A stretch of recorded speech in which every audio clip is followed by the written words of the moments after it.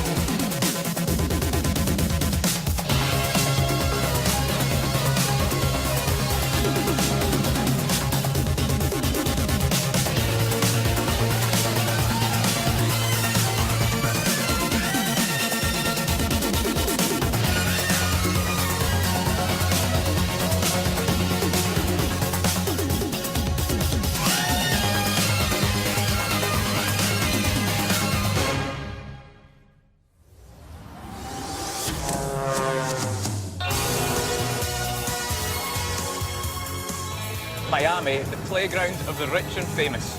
And us for this week. Yeah. Once a haven for smugglers, gangsters, bootleggers, is now one of the wealthiest cities in America and a melting pot of food, art, and culture. Now, in the last year and a half, Miami is opened 5 craft breweries, and they're making some incredible beer. There's no point having 568 horsepower and staying behind the camera car. They shouldn't have given this to us. All this fame and all this money, I could learn to like this game. Just show me the money. Ha! They say I'd be long gone, but that day never came. Cause on every street corner, y'all finna know my name. Now we're in the heart of the Wynwood area, famous for its art, famous for its culture, and now famous for beer. What, you're just gonna leave it here? It's fine. It's fine. You do what you like in a Ferrari.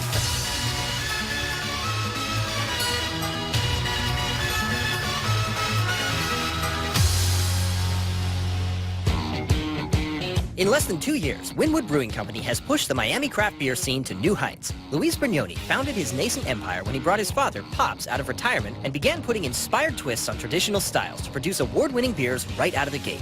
With a start this good, we would advise paying close attention to whatever Wynwood does next. Welcome to Miami, guys. This area is amazing. So much art, and it's like it carries in from the street into here. Yeah, Wynwood is the cutting-edge neighborhood right now in Miami. I saw some graffiti, but the speed I was going in that Ferrari, it was like a blur. Yeah, you got a Ferrari. Yeah, of course we do. That's awesome. Let's get a beer. So here we have Pop's Porter.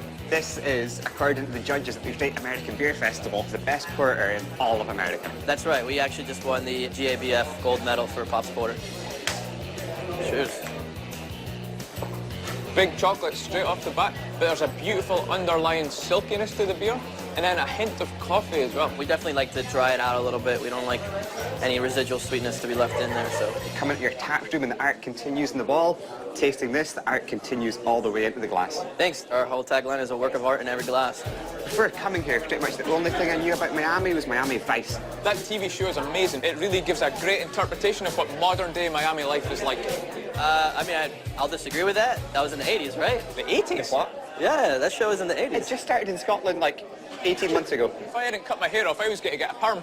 Well, I'm sorry. So I think we should make a Vice beer, the ultimate Miami Vice beer. We can definitely do a wheat beer. We actually do a wheat beer here in the brewery, but it's a little bit different. We call it Beat the Wheat, and it's a wheat IPA. You guys want to try that? I would love to try that. It sounds amazing. It smells amazing. It reminds me of summer. Yeah, it combines all the hoppy kick you get from an IPA with the refreshing, zesty side of a good wheat beer. I love both of these beers, the wheat beer with the hops in it, but at the same time, the porter is one of the best dark beers I've ever tasted. How about we look to combine these two for the base beer? Boom. Martin is now doing a wheat porter. We're all doing a wheat porter. Actually smooths it out even more, right? The wheat in there, in addition to the porter, is amazing. It's like something very light and dark, something very good and bad, something new and old, which pretty much sums up Miami. Sounds like Wynwood to me. Cheers. We actually have a double IPA that's aging in rum barrels right now. I would absolutely love to try your rum barrel-aged beer. I would also love to try your rum barrel aged beer. I would also like to try my rum barrel aged beer. Well, the sooner we've got it in our glasses, the better. All right, guys, this is our Imperial IPA aged in rum barrels. Has so much rum character in there, it's almost like drinking an aged pina colada. Now that we've got the beer concept, we need to figure out how we're going to make the beer. I definitely think we should do it in a way that pays tribute to Miami's rum running past. I think that's perfect, actually. I mean, we could do it sailing out of Biscayne Bay, but we're gonna need a fast boat because there's some smuggling going on. A lot of stuff comes from South America through here. Border Patrol and Coast Guard, they're aware. Oh, we're likely to get into trouble. We could. When has that ever stopped us doing anything before? Never. Well, let's make it a good beer. Let's make it the best beer. Let's make it quickly and then get back before we get caught. So let's do that too. With their scheme worked out, the guys make their way to a beautiful yet secret rendezvous point for a totally clandestine and not at all obvious strategy session with their chief engineer, David Donnelly. Sweet ride. Even you could pick up chicks with that car. I don't know if you could pick up many chicks in that thing. I could. Maybe you could pick up some MILFs at the supermarket. David, think back to the Prohibition times, 1920s, remember? Yeah, you do. They used to run all the rum from Cuba into Miami. I've heard tell. Yeah, so those guys spent a lot of the time on the water, and that's where we want to make this beer. Nice. And also, we're going to be going fast in the boat. It's going to be choppy. We're going to be bouncing about. So we need to make sure that the beer that we're making stays in the vessels. Okay. And David, when you get a boat in Miami, a big yacht, does it come with strippers included, or where do you get them? It's an option. Well, Tick that box. Okay. if you could work your magic and get all that set up, we have got to go and find some ingredients. Copy that. We'll be doing 202 miles an hour, by the way, just saying. Catch us if you can.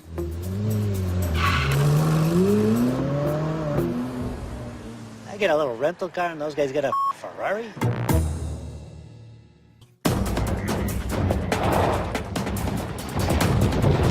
James, I'm scared. Oh my God. Oh, no. We're in Miami on a mission to make the ultimate bootlegger beer. And to make the ultimate bootlegger beer, we need rum. Where the hell are we? We're on our way to one of the most extensive and exclusive collections of rum in the whole of America. And it's so secret that we're not allowed to know where it is. Ah! Martin, someone's touching my knee. Oh, that was just me. Oh, I was scared. James, I missed the Ferrari.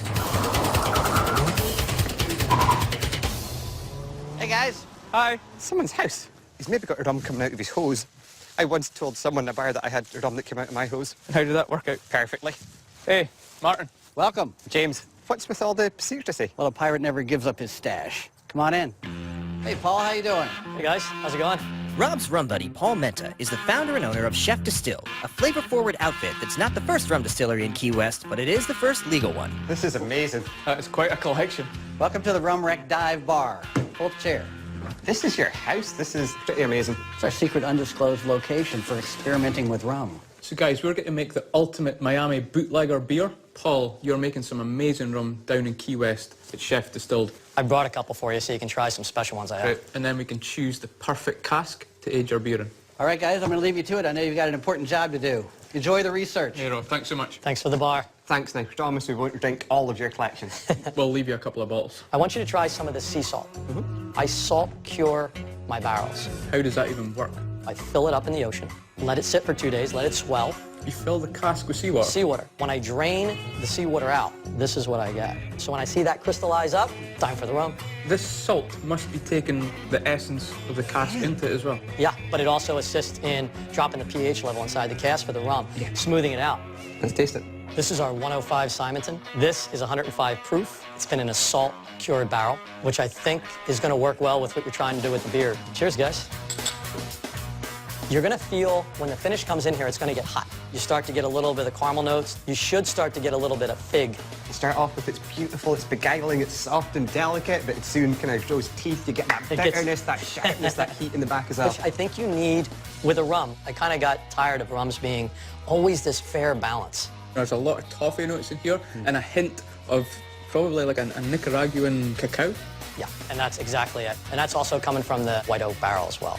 That sea salt is sitting in there working on it. It's like an accordion. Yeah. Sucking it in, sucking it out, and that salt and that mineral's eating up some of that char in there, and that's where you're getting that little cacao. That's amazing. I love how the salt amplifies things, and you've almost got a bit of kind of salt caramel going on in here as well. Yeah, without the bitter, like, oh, I just had table salt in my mouth. Ugh. So Paul, what else have you got? This is our wrecker's rum. We've taken a barrel and put it down 90 feet inside a wreck that's an artificial reef. We brought it up, we removed all the water out of it. Now we have this syrup in the water and this flavor, and then we cut the rum with it. All right, let's try some of this, see what you guys think.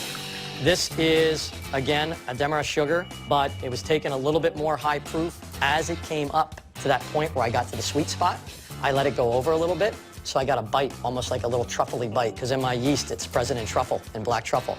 And then I slowed it down and really let it come out a bit different. Cheers, guys. Cheers. It's kind of a little bit fruity, I think, but then tobacco and leather start coming in as well. Yeah, the tobacco, and for sure, this is where the fig's really going to come out predominant and everything. Toasted caramel melts away quite quickly. You've got the kind of earthy spiciness in there too. And I think I taste a touch of seaweed. It might have got in the cask when it was in the boat. Yeah. A little bit of mermaid. Remember, that barrel was just sitting there getting squeezed, so we really got some of that pure essence of the wood out of it that doesn't get enough credit for any rum, any whiskey, anything. Really, the wood's our savior in half the time for that. So the first one we tasted was phenomenal, but this one really does have the spirit of South Florida infused into it, and I love the fact the cask was 90 feet below the surface of the sea. If we could possibly use this cask, that would be perfect for this beer. I'm going to have to go back to Key West and go empty a barrel. Cheers to smuggling. Cheers to smuggling, yeah? Now that they've got a plan for their salt-cured rum barrel, the guys shove off for Coral Gables to get their next South Floridian ingredient. There's a new wave of amazing Latin food culture emerging in Miami. We're here at Eating House to meet Chef Giorgio Rapicavoli to work out how to put plantain into our beer. We need a plantain plan, and he is going to help us. At his super popular spot, Eating House, celebrity chef Giorgio Rapicavoli is taking the varied Latin cuisines of Greater Miami and twisting them up with a focus on local ingredients. So he knows a thing or two about plantains. Giorgio. Hey. Hey, Martin. How are you? How you doing? James, how's it going? Pleasure to meet you. Well, we're here to make a beer that represents Miami, and we can't do that without infusing some of the Latin food culture. And when we think Latin food, we think plantains. Perfect. We're going to make a wheat porter, and that's going to be aged in a rum cask, but we somehow need to infuse these plantains into the beer. Let's do it. Let's go grab some plantains. You don't have some here? Not here. We're going to go pick up some up from our fruit guy across the street. Let's go.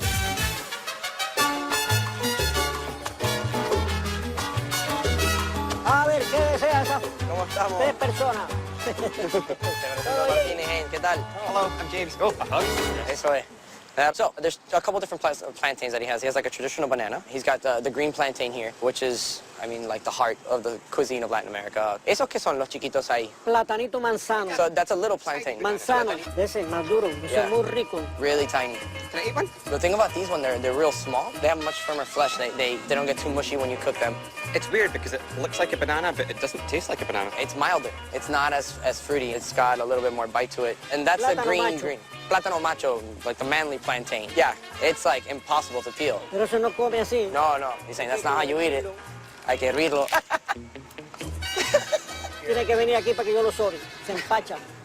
He said he needs to come back. He's gonna, after this, come back here, he'll save your life. It looks like a banana, but it tastes like a turnip. Damn, yeah, that's a cool way to see it. So should we use some of the bigger plantains or the smaller ones? Maybe get the platanito manzanos, the ones you're eating. You can caramelize them in a little cane sugar to kind of really pick up some of the rum flavors. banano. Entonces, nos vamos a llevar los platanitos manzanitos. ¿Me pueden poner los dos chiquitos ahí en una bolsa y nos llevamos? Sí, sí.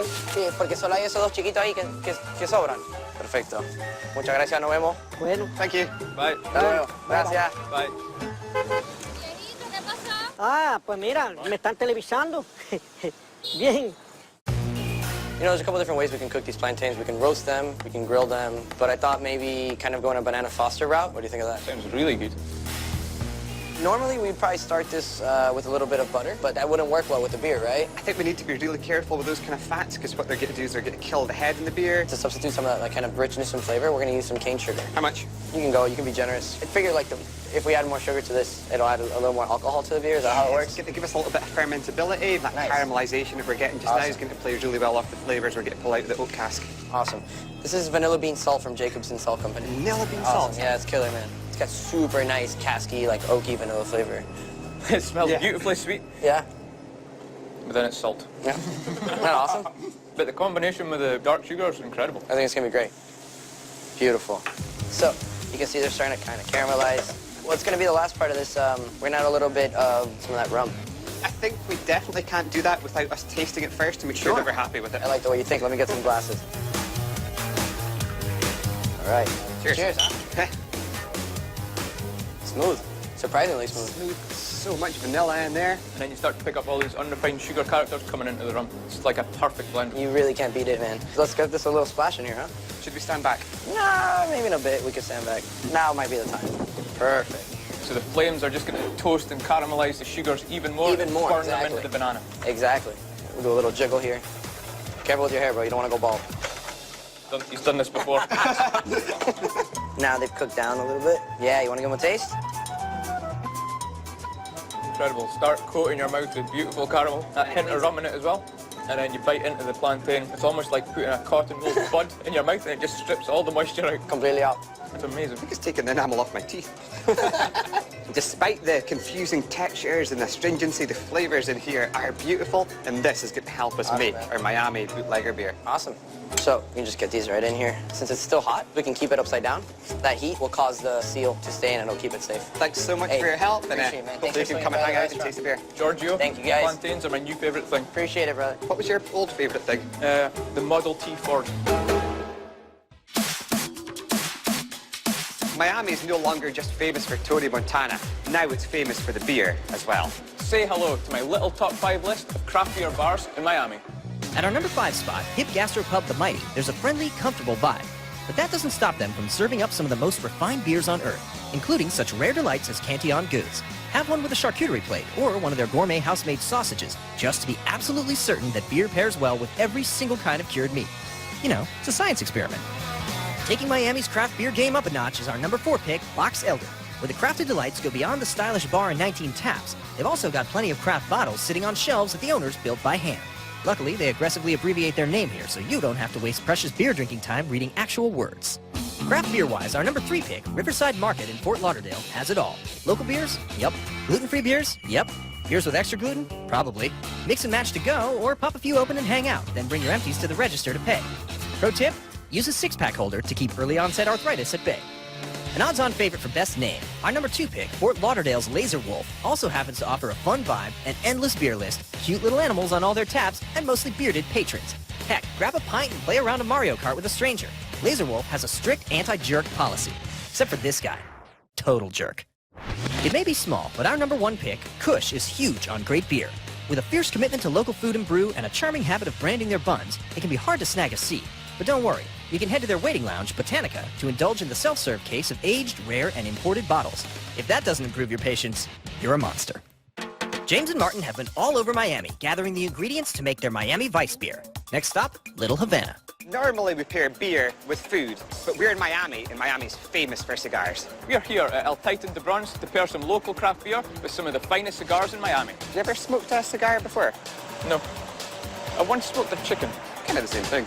On Little Havana's famous Calle Ocho lies El Titan de Bronze, where pros with decades of experience hand-roll top-shelf cigars using some of the finest tobaccos on earth. Today, the guys are meeting up with owner Sandra Cobas and general manager David Cruz for what may well be the first ever craft beer and cigar pairing session. Hi. I'm Martin. I'm Martin. Sandy. David. James. Nice David. to meet you. This place smells amazing. I know. Everyone says that when they come in. How long have you guys been making cigars? We've been in the business 20 years, yes. What makes the cigars that you guys make here special? We're all Cuban rollers, so they basically make it just like in Cuba. That's how they were trained, and that's how they do the cigars. We wanted to maybe try and pair some of our favorite local beers with some of your fantastic cigars. Miami beer, Miami cigar, can't get better than that. Why don't we show you the aging room where the cigars sit and age just like beer does, so you could pick the cigar. Oh, wow. Is the aging room where you keep all the old people that make cigars? The Hefeweizen I'm going to pair the cigars with, it's light, it's delicate, it's infused with coconut. How do we go about picking the perfect cigar to complement that beer? Well, we need a little bit more flavor and keep the mild with the El Jefe. We're going to want these Robustos right here.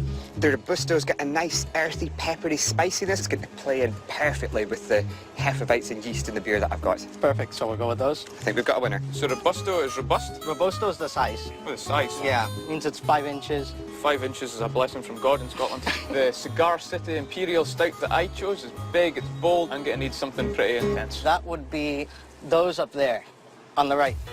This one? Yep, you got it. So what is this one? Redemption My Way. My grandma put that name because it was her first blend. And the little pigtail in the back then. Exactly. It has a closed foot. They don't even have to cut it. You just twist it off. The only difference between this one and this cigar is just the wrapper. So you can make a mild cigar into an intense cigar just by using a different leaf to wrap the cigar. The wrapper is easily 50% of what you taste on a cigar. Now I think we should actually smoke them and pair them with the beers. Yeah, so let's go smoke one. Let's do it. Let's do it, David. I have never smoked a cigar in my life. So you're in trouble. A little bit more. Don't inhale. You don't inhale cigars. So all you want to do is just draw the smoke into your mouth, but don't inhale it. No. So how much smoke should we take into our mouths? As much as your mouth will hold. Remember, a cigar is like a romance. You really get into the mood. It's special. Here. I'm a bit nervous. In Miami, we all suck each other's cigars. That's what she said. That's what we do. It's that social element. It's laid back. It's relaxed. Yes, we're chilling. We're hanging out. That's what it is, yeah. That's exactly what it's all about. And you have to find the time for yourself to enjoy life, enjoy a cigar, a good beer. So that's what we're going to do. Wow, that's a good sign. This is El Jefe from Wakefield, and it's a coconut-infused Hefeweizen. Like the suds, look at that. Salute. Salute. To beer and cigars. It's good. It's a great summertime beer, light, effervescent, zesty. You've tasted the beer, now let's puff on the cigar and combine the two things. Now you're going to taste it. You see that? Wow, that is good. What's the final verdict in this combination? I rate it a 10. I'm very honest. If I didn't like it, I'd tell you right away. James, that was a pretty amazing pairing. Next up is my way. Your one. Yes. This is only for special people, this cigar. What flavors do you get from this cigar? A little fuller. More pepper, Yeah, a lot. much more cedar. Definitely a big step up in terms of intensity. That one wrapper, that makes all the difference. Okay, so the beer we're going to pair with your cigar is from Cigar City. It's a Hunapu, and this one is finished off in a brandy barrel. Okay, guys, cheers. Strong. Sandy, what are you thinking with this combination? Get a good buzz, relaxed. It's a hell of a pairing. Yep. So does that mean you're going to go on a date with him this evening? He couldn't handle me. He's too young yet. We'll age him a little. We'll check him in the humidor. Yeah, we'll take him in here. I'll check up on him every so often. To cigars and beer. And Miami. Cheers. Gorgeous weather, crystal blue waters, and a bunch of ingredients that don't really belong in beer.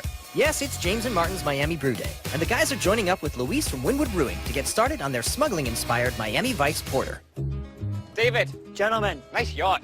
This is Luis. Dave, Hi, Luis. Pleasure. So you've got us a boat, you've got the system set up, and you've got this huge crane. Big crane. Tell us a little bit about Check this. it out. We've got an axle bearing in the back for our north-south.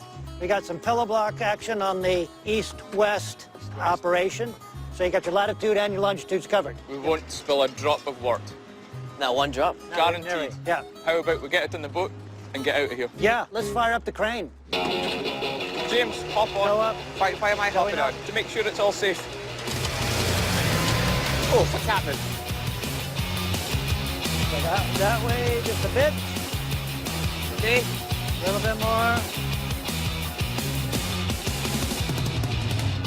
Perfect. So, David, if we have to outrun the Coast Guard, you think this puppy can do it? Well, it'll hold together, but what are you running from? The law. Running from the law off the Florida coast has been a dubious tradition since the days of Prohibition. 3 miles off the coast, where United States jurisdiction ends, large rum-running schooners would lay in wait, and this border became known as the Rum Line.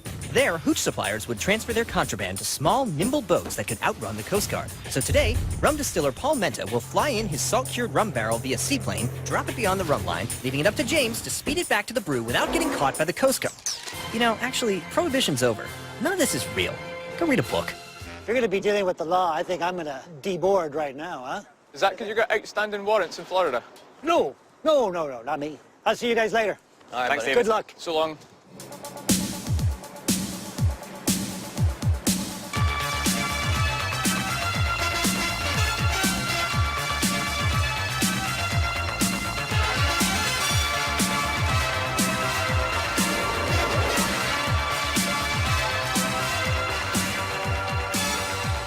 Okay, guys, the temperature's looking good. I think we're ready to mash in. Let's do it. So wheat beers in Germany are known as Weiss beers, so this is going to be a Miami Weiss beer. That's right. What have we done with the malt bill here? For the Weiss character, we have some wheat, chocolate malts, some special patent to give that roasted character that we get from Pops. What percentage of wheat do we have in here? It's about 40%. 40%, yeah. So it's going to be quite an unusual porter because we're actually fermenting it with a Weizen yeast. The cool thing with a Weizen yeast, it'll add in some spice, but also a little bit of banana flavour, which is kind of the cousin of plantain. That's exactly right. Why has no one thought of doing this before? Usually the stuff that we do for the show is kind of stupid and a bit gimmicky, but this is actually good.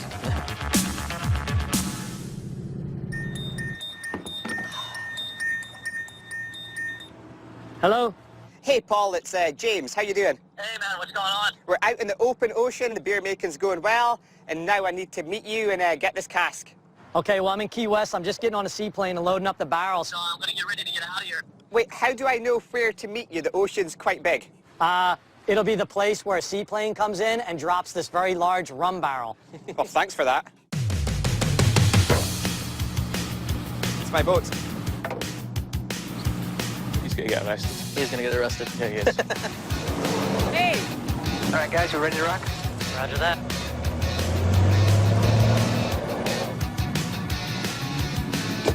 How you doing? I'm James. Let's go. There she goes. How fast does this boat go? It'll go over 50. That'll do it. Yeah. I'll run both stops. It's amazing to see how this gimbal system works. Although the boat's rocking about, the wort and the mash in here is staying pretty stable. Yeah, working perfect. Okay, well, let's get this wort transferred into the kettle and start sparging. There she goes. Cool, the wort's coming through. Give it a taste. Cheers. Get some of that caramel right up front. It reminds me of the start of the rum making process. A lot of the time they'll use molasses or some cane sugar, and at the wort at this stage when it's so sweet, it really has that sort of burnt sugar profile. Absolutely. We should probably switch some of these weights over, yeah? Oh yeah. I was wondering why it was starting to lean over like that. There's a lot of heavy weights and now a lot of hot wort headed in this direction. It's a race against time. I think we need more. So we've now got to move the weights over here, or we're going to lose our wort overboard. Luis, after all the trash talk with James, it would be pretty embarrassing if he came back and we'd actually messed this up. Yeah, absolutely. A few more, and it should hopefully start to balance out again. There it goes. In. Perfect. Boom. Look at that. It looks straight again, and we now have a kettle full of wort. So, Luis, what happens if the Coast Guard gets a hold of James? They're definitely going to search him. So he'll be strip searched? Yep, big time. And then cavity searched? Most likely. Because they don't want anything coming in the United States in James's rear orifice. He uses it a lot like a handbag. Really? Yeah.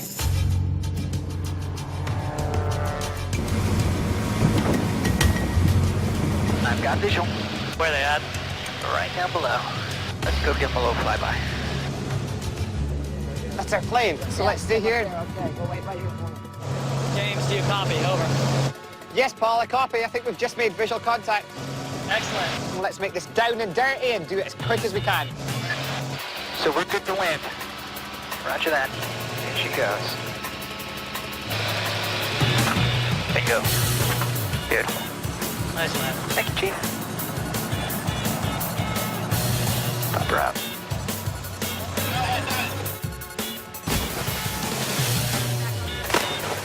Boom, baby. Let's roll.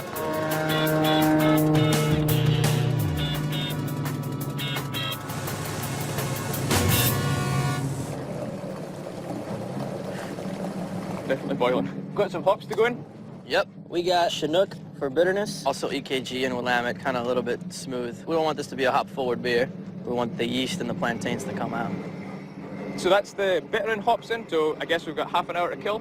What we get to do while we're waiting? Well, I brought a keg. And I've got some suntan lotion. Let's do this.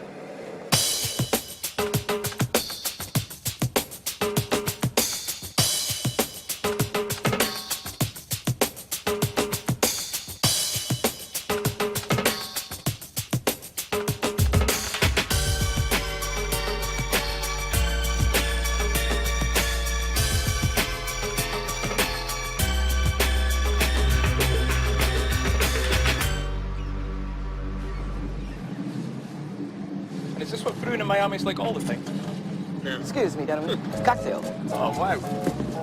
Thank you, sir. My pleasure. Thank you. Enjoy. Do you think you can check out the brew system and just check we're not boiling over? Sure thing. Thank you. I could get used to this smuggler's life. Cheers.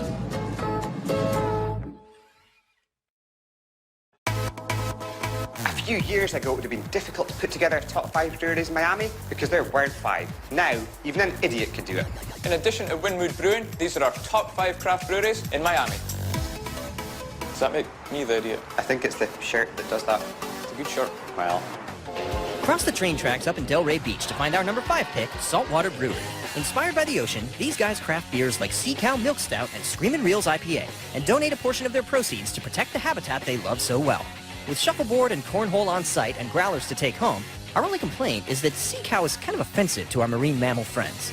Manatee, please. It's an 80s retro Bauhaus-inspired kind of jam at our number 4 spot, MIA Brewing.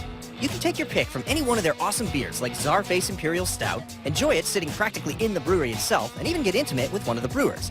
One more thing, they do make a great beer called Miami Vice here, but we came up with that pun on our own, we swear. Our number 3 pick, Due South Brewing in Boynton Beach, has had an amazing year. They were selected 2014's Best Large Brewery in Florida, won 3 gold medals, and won 2nd best beer in the state for their hurricane-inspired Category 5 Imperial IPA. You could say they're taking the Miami beer scene by storm. But don't, seriously. In Miami, hurricanes are not a joke. Number 2 on our list is Funky Buddha Brewery. Their craft brews are available throughout South Florida, but head to the source in Oakland Park for delicious rare beers and helpful illustrations. Then try your hand at Connect 4, Bocce Ball, and other games you're probably going to be pretty bad at after having a few beers. At least that's our excuse. After less than a year, it's already impossible to imagine Miami's craft beer scene without our number 1 pick, J. Wakefield Brewing in Wynwood. Dedicated student of beer John Wakefield had already collaborated on one of the top 10 beers in the world before he opened his own place, where the awesomeness of the art on the walls continues into the glassware and, of course, in the beer itself. If you want to fit in with the employees, wear something pink. And if you don't, well, that's understandable. James and Martin have been welcomed to Miami, making a Rum Runner-inspired Miami Vice Porter with Luis from Wynwood Brewing. Now that James has grabbed their salt-cured rum barrel, he's speeding back to rendezvous with Martin and Luis. Okay, so we've got 10 minutes left to the boil. I think we should add the plantains. Let's do it. We've got rum-infused Maduros. Hopefully we've got a rum barrel 10 minutes away as we're ready to flame out in 10 minutes. Smells great. Well, we also got some key limes from Paul, so I think we should maybe put the key limes in as well. Boom.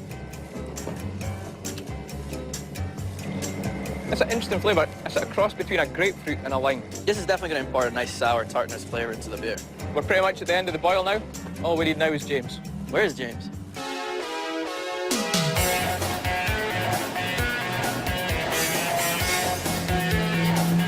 Look at it, James! Oh, look at that.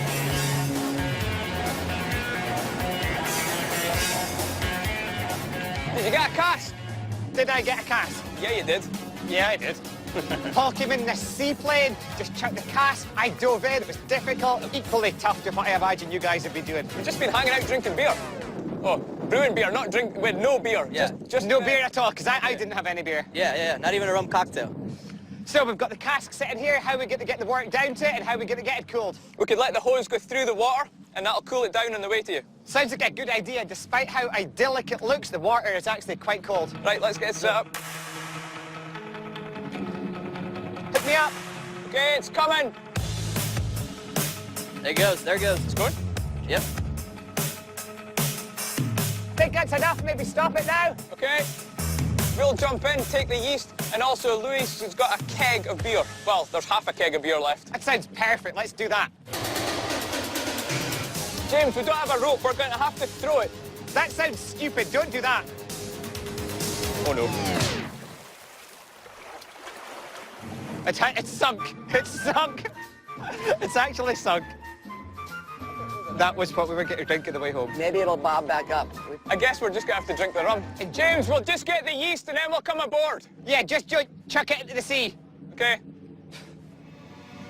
It's one of the stupidest things Martin's ever done. A whole keg of beer is now down in the bottom of the sea here like sunken pirate treasure. If there's any ghosts of pirates down there, they're going to be very happy. Oh no, what's happening here?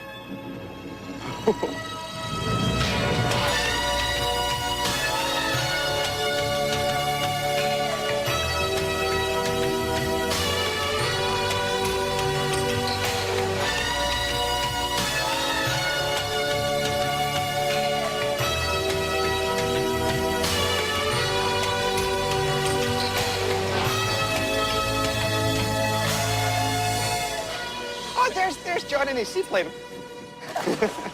Right, full speed ahead, Captain. Let's go. Luis, would you like to do the honours? Normally, after we pitch the yeast, we toast it with a beer, but because you guys are idiots, we don't have beer, but we do have rum.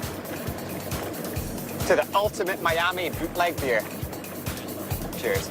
Captain, full speed ahead.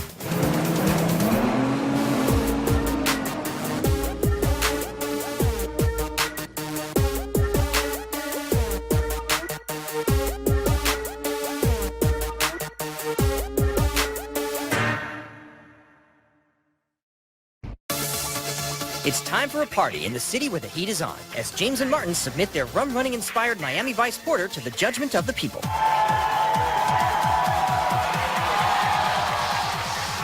This is a killer crowd. So without further ado, James and Martin. I just want to start by telling you I am in love with Miami. We wanted to make the quintessential Miami beer for enjoying on a hot day with just enough of a dark side to get you into the perfect amount of mischief. A Miami Vice beer. I wanted to brew this beer in the way that a rum runner would. So that's right out in the open ocean on an amazing fast yacht. We had to add a little bit of rum into the equation as well. And what better way than with the help of Paul at Chef Distilled, who flew up in a seaplane, and he dropped a little package in the ocean for us. Obviously, it was a rum barrel. And it's that casket we used to ferment and age this beer in. And Paul also gave us a bag of key limes, and that adds slightly tart, slightly acidic edge to this beer. To instill some of the amazing Latino food culture of Miami, we got some plantains and we added these into this beer. What you'll be tasting is Miami Vice.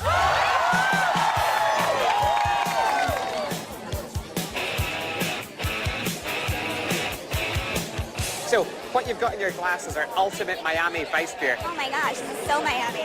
So Miami. Super Miami. Super Miami. Yeah, the salt, the lime, the rum, the energy, the people. I love everything about it. I love when you first take that sip and you get the chocolate, and it's very smooth. And then as it goes down, it's just that lime.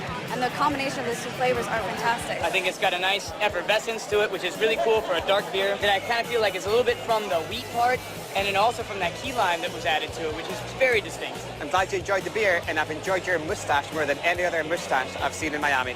Cheers. Are you a pirate? I am. So what did you think of the Miami Vice? I'm usually a rum drinker. Oh. So the transition into beer, I need that more in my life. And you think you're Scottish? I am part Scottish. You're not Scottish. Yes, I am. Say something in a Scottish accent. I love this beer. That sounds American to me. I would not have chosen a porter to represent Miami. I would have maybe gone with something lighter, just because it's the more popular style amongst the drinkers here. If you're a rum runner or a drug smuggler, You drink something dark. you don't give a you do what you like. And have you got any tips for me on how I could better fit in Miami? Take off the hat. You need to get one of those little dogs that you can fit in your purse. That's a good hat. Show more skin. Get a tan. Lose the And make t-shirt. sure you go home with some tan lines. Because Look, for a Scottish person, this is kind of good. there you go. We love this beer. We put our heart and soul into this beer, but the most important thing is what you guys think of it. So, on the count of 3, if you love this beer, put your hand in the air and shout, drink it. If you hate it, put your hand in the air and shout, dump it. 1, 2, 3. Thanks so much for coming out, guys. I'd also love to say a massive thanks to Luis and everyone here in Wynwood. Good night and God bless America.